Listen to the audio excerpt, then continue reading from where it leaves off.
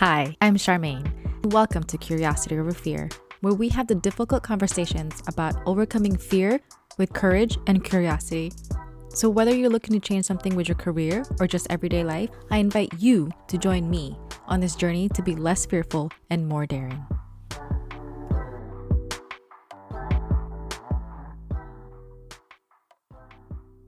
A while back, I started seeing a ton of reels and memes titled Me and ChatGPT lately. There are always these funny little scenes of a person doing everyday activities side by side with a glowing white figure, clearly meant to be AI.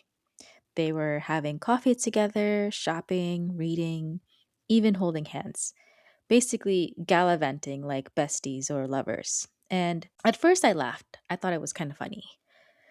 But then it started to hit a little bit deeper. I came across one video about poly relationships and how AI is creating a whole new meaning to that. They even interviewed this couple where this guy who said his girlfriend was okay with him having a relationship with an AI girlfriend. And when they asked her why, she was like, well, it is what it is. He's got to have some kind of outlet, somebody who can listen to him ramble for hours. Then she mentions how the AI girlfriend listens to him talk about astrology when she actually really meant astronomy. And let's be real, that slip says a lot. It kind of broke my heart. It made me think about how many people feel unheard in their relationships, romantic, platonic, or otherwise, and how many people are starving to be seen, to be understood, to be cared about, not just as a partner or a presence, but as a whole person with passions and ideas and little nerdy interests they want to share without being met with a eye roll or boredom. But the part that really hit me was the realization of what we're all slowly replacing. More and more people are quietly confessing something. They feel more emotionally understood by AI than by the people in their real lives. They use it as a therapist, a journal, a sounding board for relationship advice, a place to process arguments, to ask the questions they're too scared to ask the people who actually know them. And honestly, that should probably concern us. And it's not because AI is evil, but because of what it reveals about us. AI doesn't judge, it doesn't interrupt, get defensive, roll its eyes, or make you feel stupid for caring about something quirky. It's available at 2 a.m. It listens consistently. It asks follow up questions. It can simulate curiosity incredibly well. But what does it say about us when people feel safer opening up to a machine than their own partner, friends, or family? We're not turning to AI because it's better. We're turning to it because people have stopped showing up for each other, or maybe never learned how to. And just for the record, I'm including myself in that audit. And I'm not saying that you have to be obsessed with the same things as your friend, your partner, or whoever you're close with, but there's a difference between having the same interest and being interested in each other. Curiosity doesn't mean that we have to love what they love. It just means that we care enough to want to know what lights them up. That kind of curiosity, that's love, that's presence, that's the kind of connection I think we're all really yearning for. And no matter how advanced AI gets, it cannot truly feel what we feel. It doesn't have a soul. It can simulate connection, sure, but it cannot replicate the unspoken human magic of being deeply known by someone who chooses to lean in, even when it's inconvenient or even when it's outside their comfort zone, even when they don't fully understand what you're talking about, but stay anyway. Seeing all this content made me reflect on my own relationships.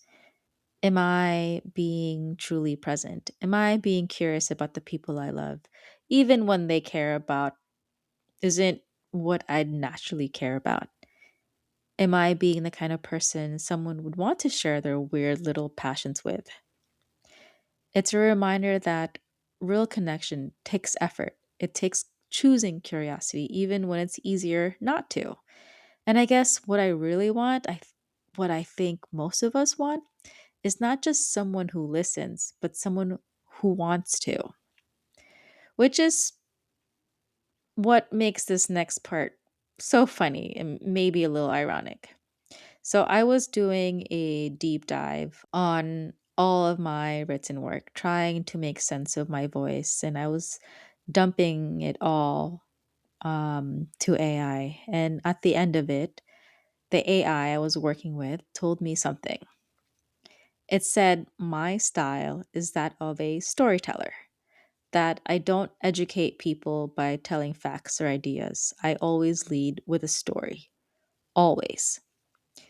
And I told my sister because she has always been the writer.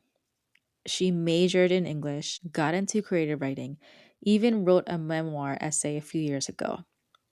Her writing is so vivid and provocative and has this witty humor that I never thought I could compare to. I always told her she was a storyteller, not me, and I cannot write and I can't do what she does. And every time she would say, "You are a storyteller," but I would just ignore her. So when I told her what the AI said, she immediately replied, saying, "Yes, you are a storyteller. You always have been. I'm glad that you know that now. But next time, believe me and not an AI." And I told her it's because I know siblings will always be biased, good or bad. I know she'll always try to lift me up. So I discounted it. But here's where it lands for me.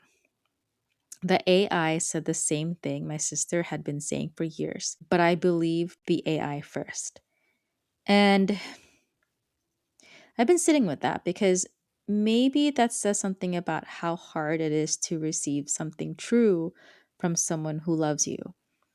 When it comes from them, it's filtered through loyalty, through history, through all the versions of you they've already seen. But when it comes from something neutral, something with no stake in your ego or no memory of your worst days, it somehow feels more credible. But safe isn't the same as true, and consistent isn't the same as deep. My sister was right. She was always right. And I made her say it 100 times before I let a machine confirm it. I don't think that's a story about AI being bad. I think it's a story about how hard it is to truly receive love from the people who love you. And how, in reaching for something that feels emotionally safe, we might actually just be avoiding the intimacy of being known by people who know too much. So the real question isn't why AI feels safe, it's what are we so afraid to let the people who love us actually see? If you enjoyed this podcast, please make sure to leave me a review so that I can send you a free Curiosity Over Fear sticker. Then, after writing the review, claim your free gift by taking a screenshot and sending it to me via direct message on Instagram at Curiosity Over Fear. Thank you for joining me this week on Curiosity Over Fear. If you haven't already, subscribe so you can get a reminder to tune in every other Thursday for new episodes. And remember, always ask yourself, what would be possible if you led with courage and curiosity?